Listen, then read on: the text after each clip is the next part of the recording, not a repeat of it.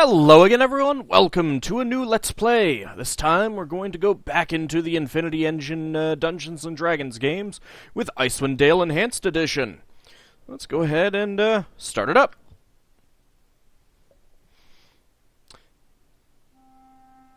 They say that history is the greatest of all teachers. I don't know my Latin teacher, Mr. Nickerson. Define who we are in the present and what we shall be in the future. It is said that such tales shall, with each telling, illuminate us all with the light of truth. I shall tell you of such. Of course, it's the truth of the victor. It is a tale quite familiar to me, for I have spent nearly a lifetime piecing it together and chronicling it here within this book. For years I have pondered its passages, studying every line, committing each word to memory. You, don't get out much, do you? In the telling of it, I shall at last find the answers I seek. Our story takes place in the northern region of Faerun, known as Icewind Dale. It's only a model. It is a harsh, frozen land, cut off from the rest of the world by a wall of jagged peaks called the Spine of the World. For centuries, the icy plains of the Dale have been home to the barbarian peoples of the Uthgard and Regedmund. Huddled together in small, closely knit tribes, the barbarians lived simple lives, free, proud, and fiercely independent. AKA Noble Savage Trope. Until the day an archmage named Ericon came to Icewind Dale. He brought cookies and candy for everyone. With an army of mercenaries, Ericon sought to conquer the north and Or that. force the fierce barbarians into slavery.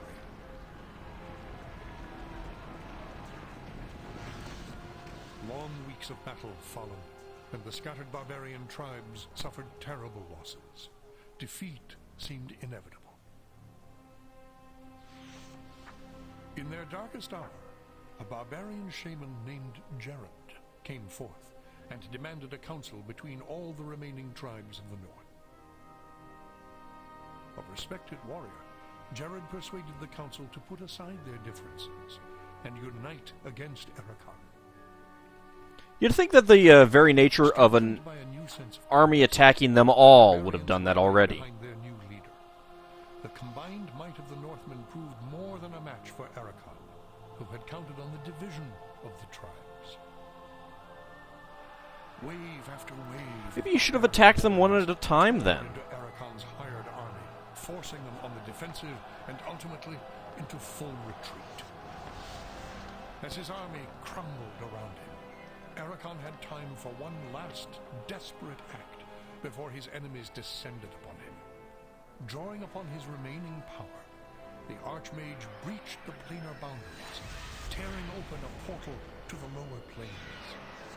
The foolish that's cheating. cries of victory immediately turned to shrieks of terror as the hideous and twisted shapes of demonkind materialized from the portal and poured onto the battlefield. You can't bring in people who aren't on the bench. The sudden appearance of the demons drove the combatants, barbarian and mercenary alike, to turn to meet the new threat side by side. Aw, friends forever. Bravely charged the portal to drive the hell spawn back and were slaughtered. Well, there could have been Abyss spawn. We don't As know. his people fell around him, the barbarian shaman, Jared, looked up from the blood-drenched snow of the battlefield and caught sight of a lone figure high upon a ridge in the distance.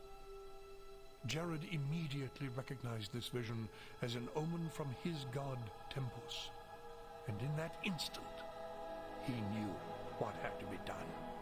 Shouting cries to his god, he charged through the ranks of the demons and plunged into the portal.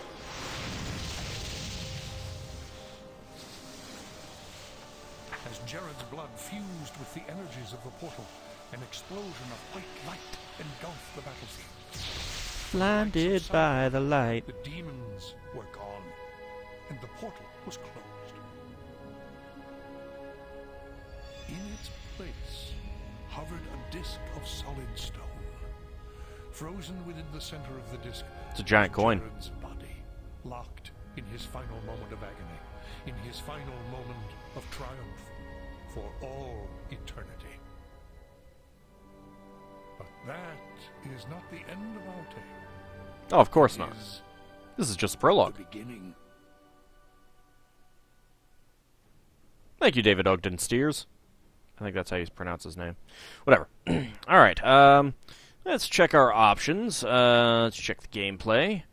Tooltip delay. I think I'll move him down a little bit. Keyboard scroll speed is fine. Mouse scroll speed, I'll figure that out. Difficulty is fine. So we've got gore. Enable this option for gory combat animations. Yeah, that's fine. Dither always. Enable this option if a character should always appear dithered when it is obscured by an object. If the setting is disabled, the character is only dithered when the mouse cursor is over it or its portrait. Yeah, that's fine, whatever. Weather. Enable this option to see weather effects like rain and snow. Yeah, that's fine. No difficulty-based XP bonus. Enabling this option will prevent your characters from getting bonus XP on difficulty settings that are higher or lower than core rules. This setting will not affect the extra XP granted by Heart of Fury mode. Yeah, whatever. Group infravision. Enable this option if you want infravision to be shown when any of the selected characters have infravision. This option is off. Infravision will only be shown when one character with infravision is selected. I think I'll turn that on just for ease of use. Heal on rest. Enable this option to cast healing spells on resting repeatedly until fully healed. Otherwise, currently memorized healing spells are cast once on resting. Note this option does not work in multiplayer games. That's fine, just speeds up the process. Show character hit points. When enabled, this option will display the current and maximum hit points of each party member on his or her portrait. When disabled, the hit points will not be displayed on the character portraits. That's fine. No difficulty-based damage increase. Enabling this option will prevent your characters from taking more damage on difficulty settings that are higher than core rules. Well, basically I'm going to be setting it right at the middle, which should be core rules, so we'll leave that. Max hit points on level up. When a character levels up, this option determines whether they automatically get a maximum roll when determining additional hit points. When disabled, the game follows AD&D rules. I'll stick with that for ease of use and, a little bit speedier gameplay. 3E Sneak Attack disables Sneak Attack and Crippling Strike, which are special rules similar to those from Wizards of the Coast's 3rd edition Dungeons & Dragons rules. Haha, of course we're not enabling that. Let's see, Heart of Fury mode. This mode makes all monsters incredibly powerful. They take and deal a lot more damage, consequently giving a lot more experience when killed. It is recommended this is only enabled for use with higher level parties. Turning on Heart of Fury mode will automatically deactivate Story mode. Alright, we're fine with leaving that off then. Okay. Go with all of that. Go back. Go with single player. I've already generated our characters, but I'll go ahead and go through the options anyway. So, of course, we've got male and female options here. This is an aesthetic choice. Will not affect your attributes in any fashion. So it's just two. Let's choose one so we can look at it through the portraits. So we've got this this dwarf here, this possible dwarf who is really overloaded on his back, it looks like. Could be a human, I suppose. Probably, yeah, looking at the legs, definitely a dwarf. Appears to be a dwarf who does not look like he would be very happy in Icewind Dale. He's a little bit lacking in clothing, shall we say. I assume this is supposed to be some sort of wizard. Looks rather odd, but okay. We've got a elven or half-elven warrior. There's an elven or half-elven warrior there as well. I guess this is supposed to be someone from, like, Kalimshan or something like that. He seems to have kind of an Arabian flavor. Also kind of a prototypical assassin flavor. We've got a priest of some sort. Looks like he might be an elf. I've got a halfling who is apparently not eaten in a number of months. Probably supposed to be a gnome. Could be a halfling. Could be, gnome or halfling or something like that. We've got a typical thiefy type character there. We've got a warrior there, wearing a full helmet, covering his face. We've got an archer of some variety there. We've got another wizard. We've got a barbarian, typical fur-clad barbarian-type person there. We've got a barbarian shaman-type character there. A priest of some variety. A human, elderly human. Probably another wizard or priest. Another wizard or priest. Another warrior. Probably some sort of ranger, barbarian-type character. I assume that's supposed to be a half-orc. Can't really make out many of his features. Excuse me, another barbarian-type character. I kind of feel like that's supposed to be a half-orc as well. Half-elf or elf warrior. A human warrior. Another wizard. And another wizard. And a thief of some variety. Another wizard, of course. Another barbarian. Looks like a plains barbarian-type character. Class indeterminate. That is definitely a half-orc. And we're back to the dwarf. If we go on to the female portraits, we've got to that dwarven female who looks like probably been exiled because she can't grow a beard, and she's kind of lacking in upper chest armor. We've got, I guess it's probably supposed to be an elf of some variety. Maybe a half-orc? I don't know. It's hard to tell with whether she's got any, like, tusk-type things. I've got an elf or a half-elf. Another wizardy priest-type character. Elf or half-elf wizard. Probably a gnome wizard, gnome illusionist. Dwarf fighter without a beard again. Probably halfling supposed to be there. Got a human class indeterminate. Could be wizard, could be bard, something like that. Got a clear priest there. Also, both of them kind of lacking in upper chest armor. Another elf or half-elf. Another wizard or priest type character. Wizard of some variety. Warrior of some variety. Another warrior. Probably meant to be a wizard or thief. Another warrior.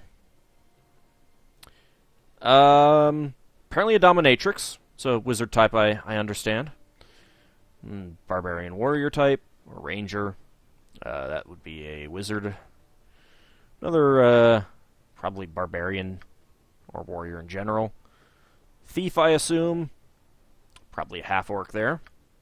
And back to the dwarf. Yes, the dwarves in the Forgotten Realms, the female dwarves, they are meant to wear beards. So, let's just go ahead and choose whatever. Doesn't really matter. Race, so we've got humans, elves, half-elves, gnomes, halflings, dwarves, and half-orcs. +1 strength, +1 constitution, -2 intelligence. They're not following 2nd edition rules here. 2nd edition rules state that half-orcs have +1 strength, +1 constitution, -2 charisma. So if we choose this, check out the stat. Well, I suppose I should go back and choose human so we can actually look at all of the classes available. So fighter, ranger, paladin, cleric, druid, mage, thief, bard, all those are normal. Sorcerer, monk, and barbarian are not 2nd edition classes. You will not find me playing any of those. So we've got, under fighter, you've got berserker, wizard slayer, kensai, and dwarven defender. As kits, you've got ranger has archer, stalker, and beastmaster. Paladin, Cavalier, Inquisitor, Undead Hunter, and Blackguard. Blackguard is not a 2nd edition class or kit. Won't find it in my Let's Play. Cleric, Priest of Talos, Priest of Helm, Priest of Lathander, Priest of Tyr, Priest of Tempest. They are very much cut down compared to what they have available to them. Priest of Talos gains 1 use of Lightning Bolt at level 1, additional use every 5 levels thereafter. Storm Shield, 1 use at level 1, and an additional use every 10 levels after. There should be quite a few more abilities built in there, and a Lightning Bolt would probably need to be considerably higher level. Druid, Totemic Druid, Shapeshifter, and Avenger. Mage, Abjurer, Conjurer, Diviner, Enchanter, Illusionist, Invoker, Transmuter, Necromancer, Transmuter, and Wild Mage. I have gone with a Wild Mage because funsies! Wild magic is a new type of magic that is characterized by powerful and dangerous surges of unpredictable magic. It has recently begun to attract the attention of many a curious or scholarly wizard. Wild mages are wizards who specialize in the study of wild magic. They have access to spells to protect themselves from wild magic and bend it to their wills. Wild magic is extremely unpredictable and should be used with caution. Class features: may memorize 1 additional spell per level. May cast the 1st level spell Nahal's Reckless Dweomer. May cast the 2nd level spell Chaos Shield, included in Spellbook for free. May cast the 7th level spell Improved Chaos Shield, included in Spellbook for free. Upon casting a spell, there is a 5% chance of incurring a Wild Surge. Wild Surge. Wild Surge generates a completely random magical effect from the spell being cast. Its effects may be either beneficial or detrimental to the Wild Mage and his allies. Casting level varies slightly whenever he casts a spell, anywhere between 5 levels lower and 5 levels higher than the Wild Mage's true level. That should be fun. Thief has Assassin, Bounty Hunter, Swashbuckler, and Shadow Dancer. I imagine that the Assassin is probably beefed up considerably compared to, considerably compared to what the actual Assassin kit is. Bard, Blade Bard, Jester, and Scald. So, Sorcerer and Dragon Disciple, those are both 3rd edition type classes. They will not feature in my Let's Play. Monk, Dark Moon Monk, Sun Soul Monk. Never been a fan of monks. They're in 1st edition. They're, very much the Oriental Kung Fu type warrior/priest, although they don't get priest spells. I would much rather have a cloistered monk-type class in my Dungeons & Dragons. Something along the lines of Cadfile. That would be a pretty awesome character class.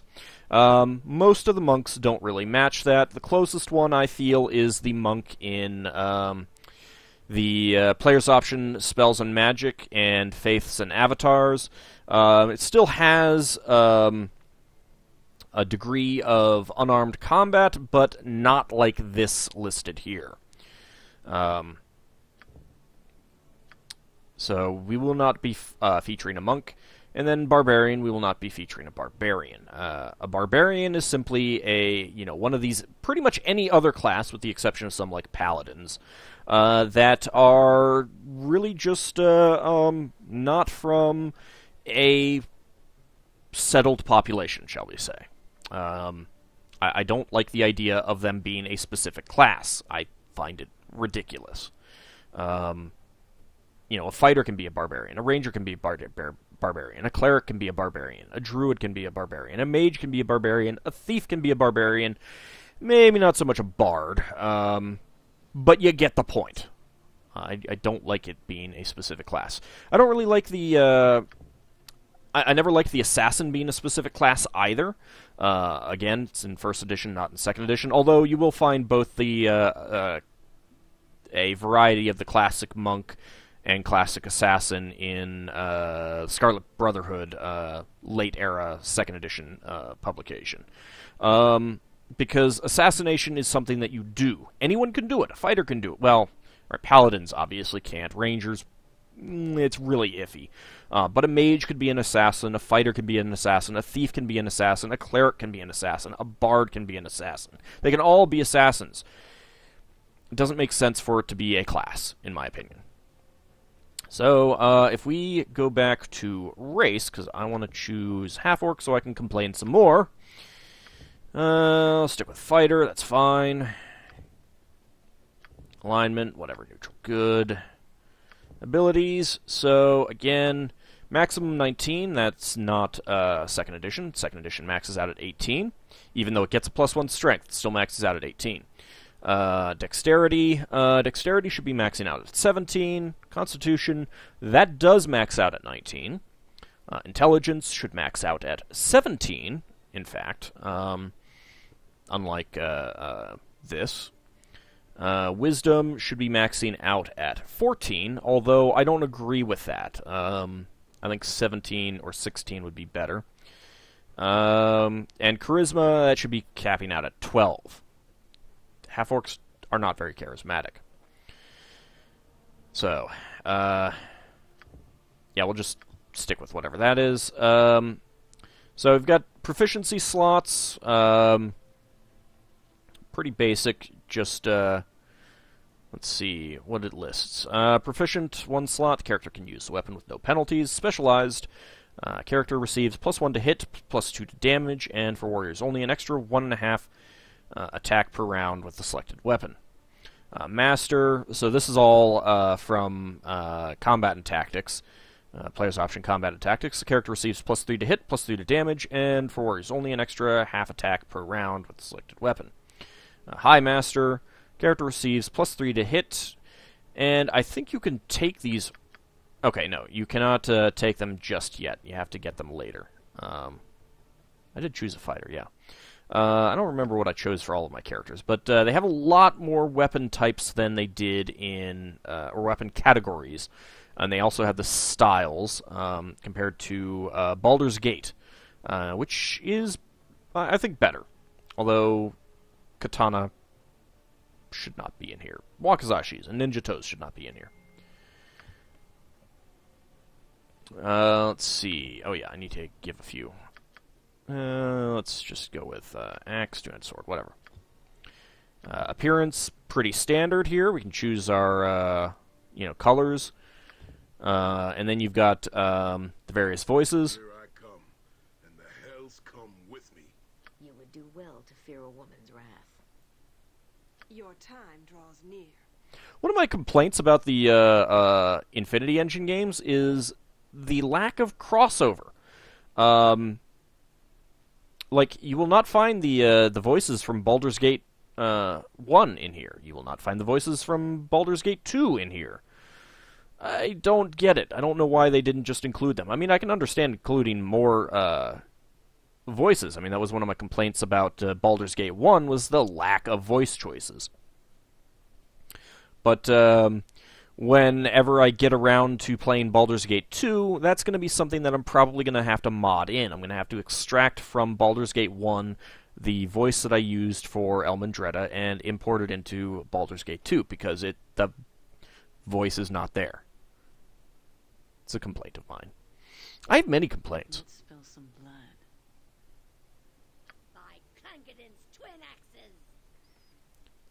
And one of the other nice things is that you've got some clear dwarves, like that one that we just played. Attack. My aim shall be true. A stout sword and sturdy shield can take you far. Onward to victory! I don't really remember. Some of these might be in Baldur's Gate 2. I don't remember. I haven't actually played through that. I did some testing and stuff like that. I haven't decided when I'm going to play that. Part of the problem is that I played the original Baldur's Gate through. When I was mostly done with that, they announced the enhanced edition, and I don't think that they never quite confirmed whether or not the saves were compatible or not. I've exported my character from the end there, but I can't import her into Baldur's Gate 2 Enhanced Edition. I think I can start a save in Baldur's Gate 2 Original and then copy it into Enhanced Edition, but I'm not sure if everything will come through correctly, so I'm not sure how I'm going to do that just yet. That's one of the big reasons why I haven't done that yet. I haven't really sat down and taken the time to figure it out. Another possibility is just to replay through Baldur's Gate 1 off camera with the Enhanced Edition with the same character, set up the stats all the same and everything like that, and all the same stuff and do everything, and then import. I don't know. There was an item that I missed in Baldur's Gate 1, so that's kind of I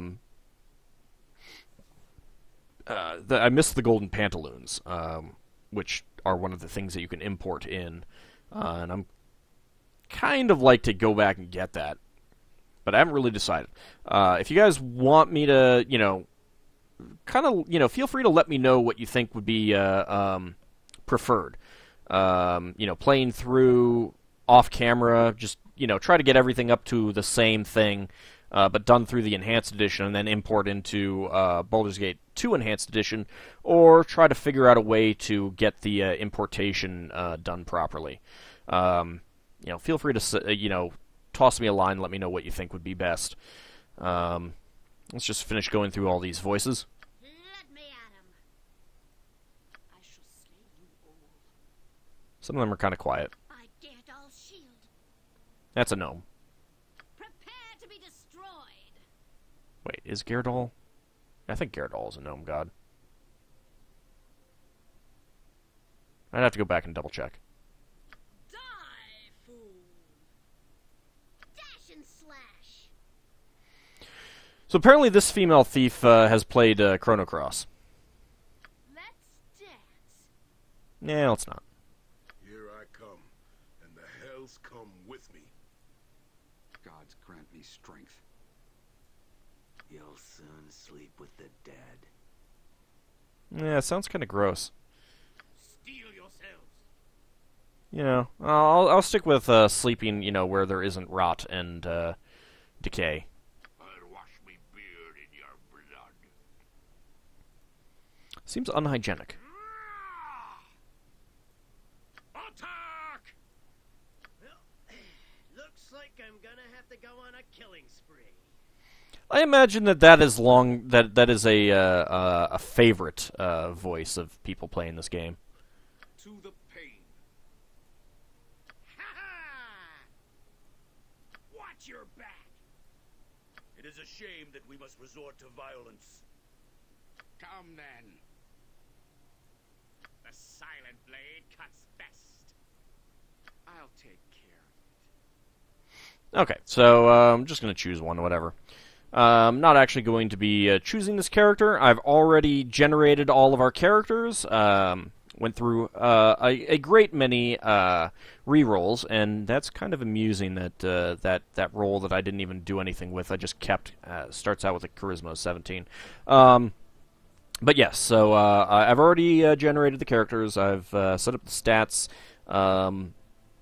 pretty well. They're pretty high stat characters. I spent quite a bit of time re-rolling till I got rolls that I liked. And of course, since you can choose 6 characters, whereas Baldur's Gate had 1, and you could get various NPCs to join your party, this is more like the Gold Box games where you create a party of 6 people. So of course, we're going to have much the same group of people, with a few more options because we're not limited by first edition class rules. But anyway, that will be it for this episode of running through the character creation details and getting some complaints of mine, of course. And in the next one, we will actually form our party and start the game. See you next time, everyone.